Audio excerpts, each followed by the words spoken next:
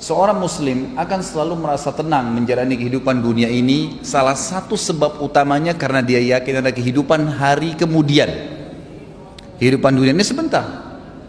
Semua kita lihat depan mata kita, sekuat apapun fisik seorang manusia, kita nggak bicara lagi makhluk Allah yang lain, manusia saja, orang yang terdekat di antara anda pribadi, kerabat-kerabat kita, teman-teman dekat, orang-orang tua kita, mereka meninggal dunia. Sekuat apapun, sehebat apapun dia, ya, prestasi dunianya, profesor kah, doktor kah, dia seorang bisnismen yang terkaya di dunia kah, orang yang paling gagah atau cantik kah, orang yang paling dihormatin kah, kepala suku kah, presiden kah, siapa saja, atau orang susah, semua akan meninggal.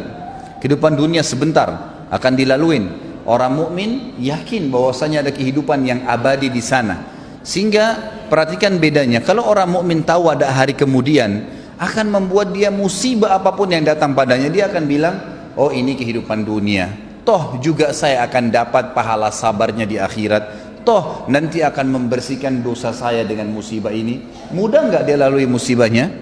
Akan mudah. Hanya karena masalahnya satu, dia yakin ada hari kemudian.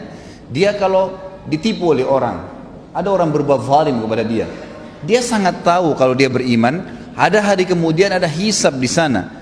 Tidak ada orang yang berbuat zalim kepada diri kita, Bapak Ibu sekalian, kecuali kita akan mengambil hak kita demi Allah di mahkamahnya Allah hari kiamat. Tidak ada, sekecil apapun.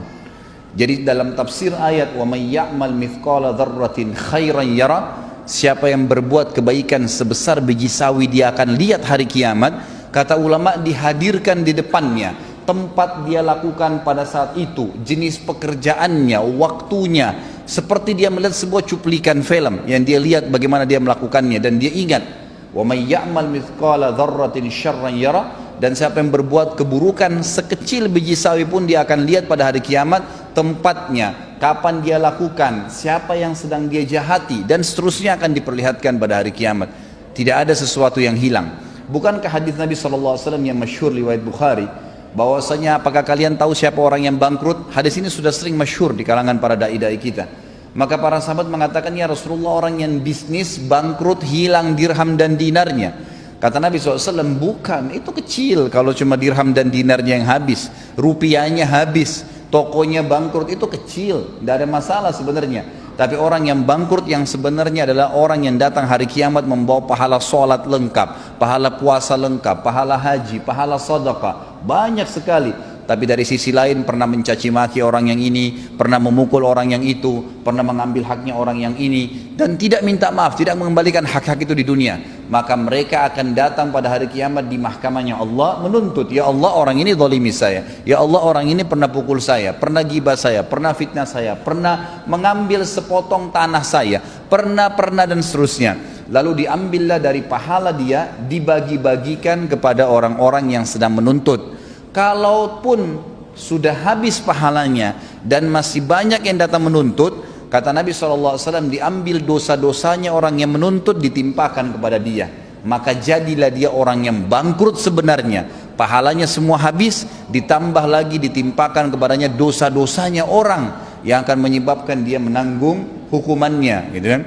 Maka dia dilemparkan, kata Nabi SAW, ke dalam api neraka lebih jauh daripada jarak timur dan barat.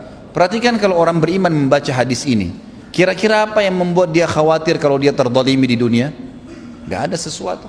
Kalau kita tidak bisa mengambil hak kita di dunia, kita akan panen dalam bentuk pahala pada hari kiamat, akan melahirkan ketenangan jiwa. Kita akan tenang, ternyata tidak ada yang hilang tuh. Sendal kita yang pernah diambil, HP kita yang pernah dicuri, kunci mobil kita yang pernah hilang, mobilnya pernah hilang, pernah dibuat apa sajalah kezaliman orang lakukan. Tidak ada yang akan selamat pada hari kiamat. Allah Subhanahu wa taala akan datang dan menghakimi semua hambanya. Sampai kata Nabi SAW di dalam hadis yang sahih, kalian akan berbicara dengan Tuhan kalian tanpa ada penterjemah di antara kalian pada hari kiamat, dan Allah akan menghakimi semua hamba-hambanya pada hari itu. Semuanya, tidak terkecuali, tidak ada yang bisa lolos pada saat itu. Beriman pada hari kiamat, hari kemudian memberikan ketenangan jiwa. Seorang muslim tahu, orang mukmin tahu, pada saat dia lahir, saya nggak bicara kalau anda sehat kemudian tiba-tiba anda stroke, itu ringan. Bagaimana dengan orang yang baru lahir tiba-tiba sudah cacat? udah buta matanya, udah nggak bisa jalan. Apa kira-kira yang bisa menghibur dia coba? Kalau anda sebutkan apa yang saya sebutkan sekarang tentang masalah, tanamkan dalam hatinya adanya hari kiamat dan semua cacat fisik di dunia ini tidak akan dibawa di akhirat. Tidak akan dibawa di akhirat. Karena fisik yang kita pakai sekarang hanya sebatas di dunia. Hanya sebatas di dunia. Hadis Nabi SAW riwayat Bukhari yang berbunyi, kata Nabi SAW, jasad kalian akan dimakan oleh tanah, ya, kecuali tulang ekor kalian yang darinya Allah akan membangkitkan kalian pada hari kiamat, ya, akan dibangkitkan. Allah akan turunkan hujan yang akan menetesi setiap tulang ekor tersebut dan akhirnya kalian tumbuh seperti tumbuhnya tanaman, dan Allah membuatkan fisik yang baru. Fisik yang baru. Apa kata Nabi SAW? Semua laki-laki Allah akan berikan fisik seperti ayahnya Adam, 60 siku ke langit.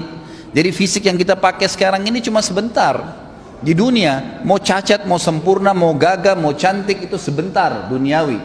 Di akhirat kita akan punya fisik baru. Posternya semua laki-laki seperti Nabi Adam, 60 siku ke langit artinya 27,5 meter.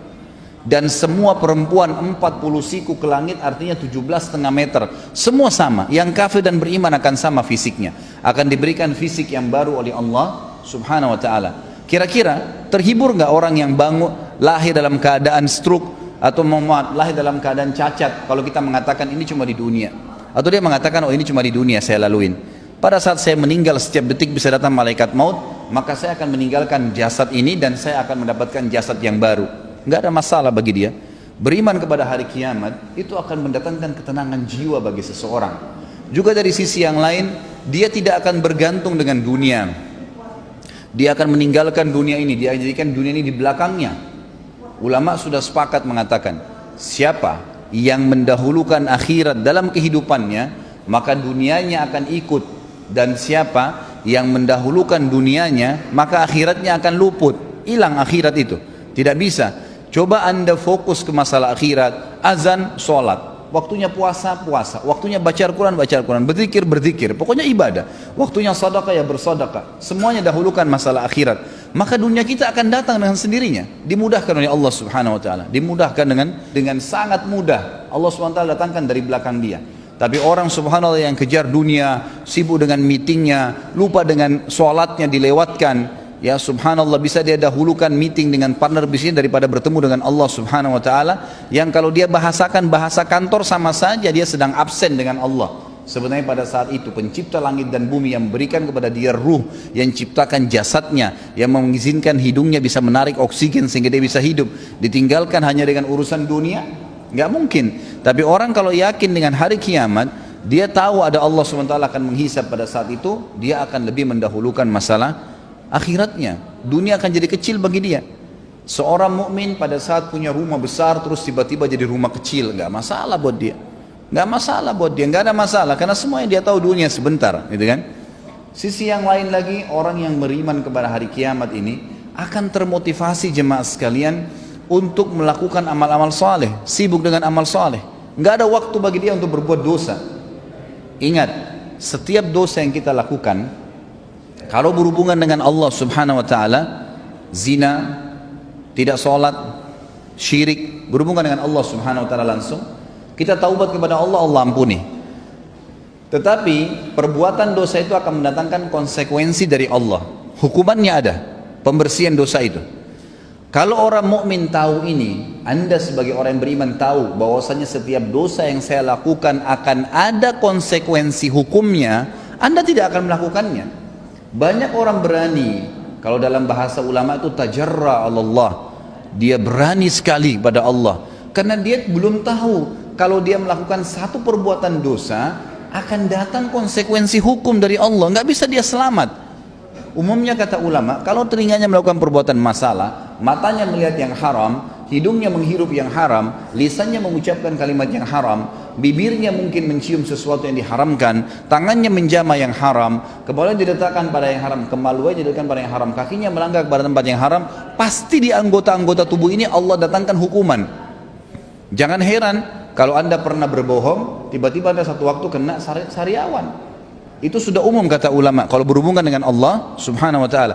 Atau bisa Allah datangkan musibah yang lain. Allah subhanahu wa ta'ala mendatangkan hukuman. Maka Bapak Ibu sekalian jangan merasa aman dengan dosa kepada Allah subhanahu wa ta'ala. Enggak main-main itu. Kalau kita tahu dan kita beriman bahwasanya al-jaza min jinsil amal, sebagaimana sabda Nabi SAW, akan datang balasan sesuai dengan kadar perbuatan seseorang, maka kita tidak akan lakukan itu. Begitu pula dengan berhubungan masalah haknya manusia, mencuri, menggibah, memfitnah, haknya manusia, mengambil haknya dia. Kalau kita tidak kembalikan, mungkin karena kita anggap kita orang hebat, punya strategi, punya cara untuk menipu orang, atau punya ilmu, atau punya kedudukan, lalu kemudian kita menindas orang lain, orang itu tidak bisa menuntut. Nggak ada yang selamat dari mahkamah Allah SWT. Perhatikan kata ulama, hari ini Anda menipu, besok pasti Anda ditipu, pasti. Hari ini Anda berbohong, besok Anda akan dibohongi. Hari ini Anda menggunjing, lusa dan kapanpun waktu yang Anda akan digunjing dengan orang. Balasan akan datang sesuai dengan kadar perbuatan. Itu di dunia ya, belum akhirat. Kalau dia tidak taubat akan datang hukuman yang berat di hari kiamat nanti. Kalau kita tahu dan sadar bahwasanya ada hisab hari kiamat, kita akan lebih hati-hati. Tidak akan mudah untuk melakukan perbuatan dosa, karena berat di dunia, berat juga di akhirat nanti.